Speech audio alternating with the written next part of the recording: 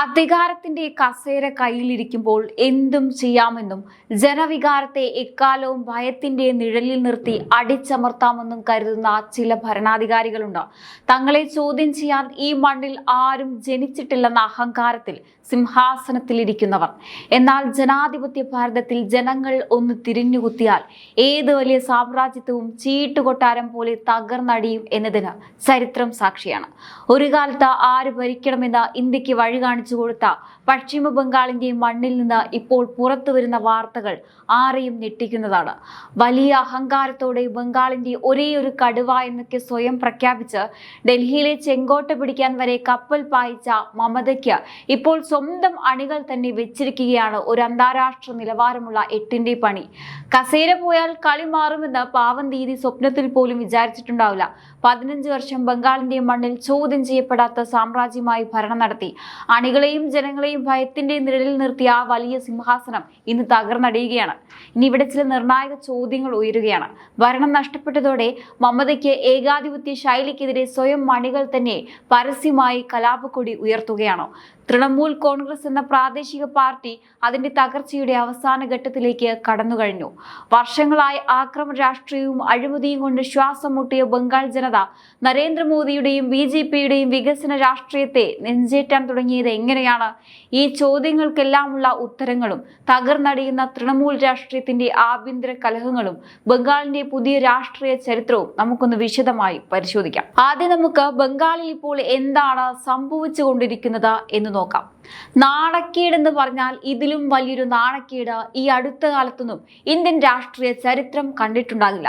ഭരണം പോയതിനു ശേഷം തന്റെ ശക്തി ഒന്ന് തെളിയിക്കാൻ വേണ്ടി ദീദി കൊൽക്കത്തയിലെ തെരുവിൽ ഒരു വലിയ പ്രതിഷേധ പരിപാടി അങ്ങ് പ്രഖ്യാപിച്ചു.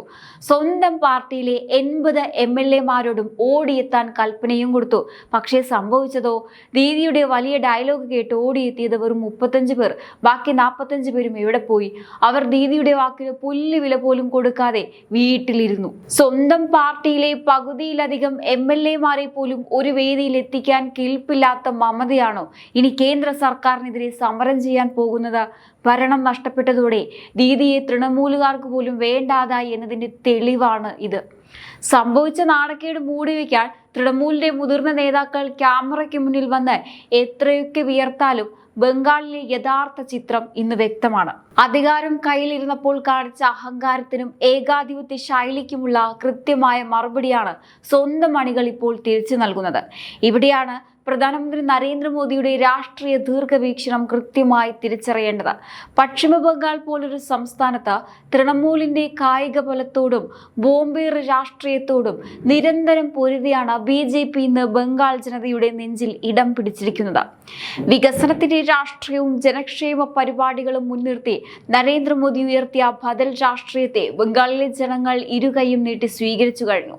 വോട്ട് ബാങ്ക് രാഷ്ട്രീയത്തിന് വേണ്ടി പ്രീണന നയം മാത്രം നടപ്പിലാക്കിയ മമതയ്ക്ക് വികസനത്തിന്റെ രാഷ്ട്രീയം കൊണ്ട് മോദി കൃത്യമായ മറുപടി നൽകി. ആക്രമണവും അഴിമതിയും കൊണ്ട് അഹങ്കരിച്ച ഒരു ഭരണകൂടത്തെ ജനാധിപത്യ മാർഗത്തിലൂടെ എങ്ങനെ തകർക്കാമെന്ന് BJP ഇന്ത്യക്ക് കാണിച്ചു തന്നു. ബംഗാളിന്റെ രാഷ്ട്രീയ ചരിത്രം പരിശോധിച്ചാൽ നമുക്കൊരു കാര്യം വളരെ വ്യക്തമാവും.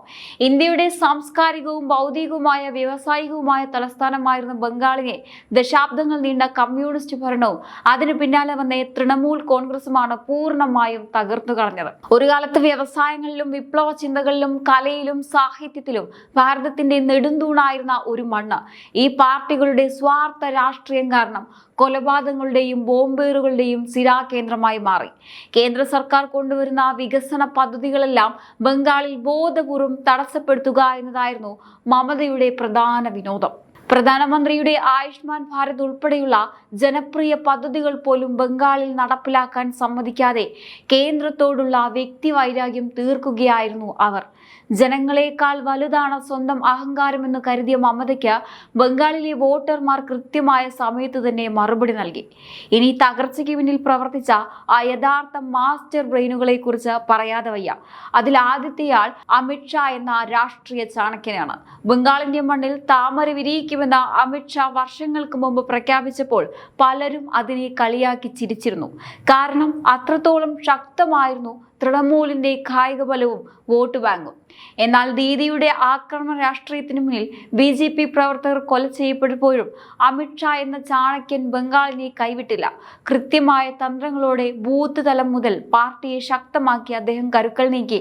മമതയുടെ കോട്ടകളിൽ വിള്ളലുകൾ വീഴ്ത്തിക്കൊണ്ട് അമിത്ഷാ ഒരുക്കിയ രാഷ്ട്രീയ തന്ത്രങ്ങൾക്ക് മുന്നിൽ ദീദിയുടെ സകല അടവുകളും പാളിപ്പോയി. അതുപോലെ തന്നെ ദീദിയുടെ സ്വന്തം കോട്ടയിൽ കയറി നെഞ്ചു വിരിച്ച് വെല്ലുവിളിച്ച മറ്റൊരു നേതാവാണ് സുവേന്ദു അധികാരി. ഒരു കാലത്ത് മമതയുടെ വലം കൈയായിരുന്ന സുവേന്ദു അധികാരി ദീദിയുടെ അഹങ്കാരവും ജനദ്രോഹ നയങ്ങളും കണ്ട് ആ പാർട്ടി വിട്ട് പുറത്തു വന്നപ്പോൾ തന്നെ തൃണമൂലിന്റെ പതനം തുടങ്ങിയതാണ്. നന്ദിഗ്രാമിൽ സാക്ഷാൽ മമതയെ ജനകീയ കോടതിയിൽ മുട്ടുകുത്തിച്ച ചരിത്രമാണ് സുവേന്ദു അധികാരിക്കുള്ളത്. തൃണമൂലിന്റെ ഗുണ്ടായുസത്തെയും പോലീസ് രാജാവിനെയും തെരുവിൽ നേരിടാൻ അണികൾക്ക് ആത്മവിശ്വാസം നൽകിയത് സുവേന്ദുവിന്റെ ഈ പോരാട്ട വീര്യമാണ്. അമിത്ഷായുടെ ദീർഘവീക്ഷണവും സുവേന്ദു അധികാരിയുടെ പോരാട്ട വീര്യവും ഒന്നിച്ചപ്പോൾ തകർന്നടിഞ്ഞത് 15 വർഷത്തെ ഏകാധിപത്യമാണ്. ഇപ്പോൾ ഇതാ പാർട്ടിക്കുള്ളിൽ തന്നെ വലിയ രീതിയിലുള്ള പുകച്ചൽ ആരംഭിച്ചിരിക്കുകയാണ്. അടച്ചിട്ട മുറികൾക്കുള്ളിൽ മാത്രം യോഗങ്ങൾ നടത്തിയാൽ പോരെന്നും ജനങ്ങൾക്കിടയിലേക്ക് ഇറങ്ങണമെന്നും MLA-മാർ മമതയുടെ മുഖത്ത് നോക്കി ചോദിക്കുകയാണ്. മമത അവരുടെ അനന്തരവൻ അഭിഷേക് ബാനർജിയുടെയും കുടുംബവാഴ്ചയ്ക്കെതിരെ പാർട്ടിക്കുള്ളിൽ നിന്ന് തന്നെ കലാപക്കൊടി ഉയരുകയാണ്. അണികളെയും നേതാക്കളെയും ഭയപ്പെടുത്തി കൂടെ നിർത്താമെന്ന ദീദിയുടെ തന്ത്രങ്ങൾ ഇനി ബംഗാളിൽ വിലപ്പോവില്ല. കാരണം അധികാരം പോയതോടെ ഭയം മാറി ജനങ്ങളും നേതാക്കളും പ്രതികരിക്കാൻ തുടങ്ങി.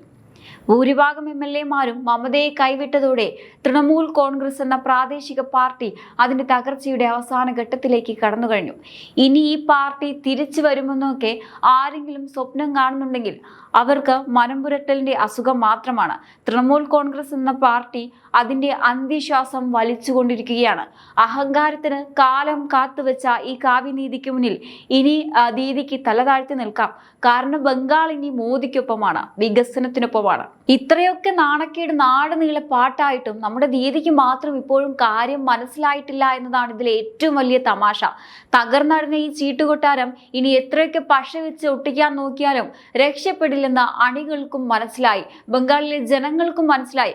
പക്ഷേ ദീദിക്ക് മാത്രം ഇപ്പോഴും അത് മനസ്സിലായിട്ടില്ല. ഇനി മമത എത്രയൊക്കെ ആകാശത്ത് നിന്ന് ചാടിയാലും ഈ പാർട്ടി കെട്ടിപ്പൊക്കാൻ നോക്കിയാലും അതിൽ നിന്ന് എങ്ങനെയെങ്കിലും തലയൂരി രക്ഷപ്പെടാനാണ് ഇപ്പോൾ സ്വന്തം നേതാക്കൾ പോലും നോക്കുന്നത്. മുങ്ങുന്ന കപ്പലിൽ നിന്ന് എലികൾ ചാടുന്നത് പോലെ തൃണമൂൽ കോൺഗ്രസ് എന്ന ഈ തകർന്ന കപ്പലിൽ നിന്ന് അടുത്ത തിരഞ്ഞെടുപ്പിന് മുമ്പ് ആരൊക്കെ എങ്ങോട്ടേക്ക് ചാടുമെന്ന് കണ്ടുതന്നെ അറിയണം. ഭയം മാറി ജനങ്ങൾ പ്രതികരിക്കാൻ തുടങ്ങിയതോടെ ദീദിയുടെ ഒപ്പം ഉണ്ടായിരുന്ന ഗുണ്ടാപ്പട പോലും ഇപ്പോൾ സ്ഥലം വിട്ടു തുടങ്ങി. മമത കാണിച്ചു കൂട്ടിയ അഹങ്കാരത്തിനും ഏകാധിപത്യത്തിനും കാലം കാത്തുവെച്ച് തിരിച്ചടിയാണിത്. പശ്ചിമ ബംഗാളിലെ ജനങ്ങൾ ഈ പാർട്ടിയെ പൂർണ്ണമായി തള്ളിക്കളഞ്ഞു എന്നതിന്റെ ഏറ്റവും ഒടുവിലത്തെ തെളിവാണ് ഈ ഒഴിഞ്ഞ സമരപന്തലുകൾ. മമതയുടെ രാഷ്ട്രീയ അസ്തമയത്തിന് ഇതിലും വലിയൊരു സാക്ഷ്യപത്രം ഇനി വേറെ കിട്ടാനില്ല. സ്വന്തം പാർട്ടിക്കാരുടെ മനസ്സിൽ പോലും തരം താണുപോയ ഒരു നേതാവായി മമത മാറിക്കഴിഞ്ഞു. തൃണമൂൽ കോൺഗ്രസ് എന്ന അധ്യായം ബംഗാളിന്റെ ചരിത്രത്തിൽ നിന്ന് തുടച്ചു നീക്കപ്പെടാൻ ഇനി അധികം നാളുകൾ വേണ്ടിവരില്ല എന്ന് തന്നെയാണ് ഈ സംഭവങ്ങൾ അടിവരയിടുന്നത്. പശ്ചിമ ബംഗാളിന്റെ രാഷ്ട്രീയ ഭൂപടത്തിൽ നിന്ന് തൃണമൂൽ കോൺഗ്രസ് എന്ന പേര് തന്നെ അപ്രതീക്ഷിതമാകുന്ന കൗണ്ട് ഡൗൺ ആണ് ഇപ്പോൾ നിങ്ങൾ കണ്ടുകൊണ്ടിരിക്കുന്നത്. രാഷ്ട്രീയത്തിൽ അധികാരം എന്നത് ആർക്കും സ്ഥിരമല്ലെന്ന കൈപ്പേറിയ യാഥാർത്ഥ്യം ദീദി ഇപ്പോൾ സ്വന്തം അനുഭവത്തിൽ നിന്ന് പഠിച്ചുകൊണ്ടിരിക്കുകയാണ്. ജനങ്ങളെയും സ്വന്തം അണികളെയും ഒരുപോലെ അടിച്ചമർത്തി ഭരിക്കാമെന്ന മമതയുടെ ചിന്താഗതിക്കേറ്റ ഏറ്റവും വലിയ പ്രഹരം തന്നെയാണിത്. എന്തായാലും ഈ ഒരു വിഷയത്തെക്കുറിച്ചുള്ള നിങ്ങളുടെ അഭിപ്രായങ്ങൾ തീർച്ചയായിട്ടും കമന്റ് ബോക്സിൽ രേഖപ്പെടുത്തുക. മറ്റൊരു വിഷയമായി വീണ്ടും കാണാം. നന്ദി.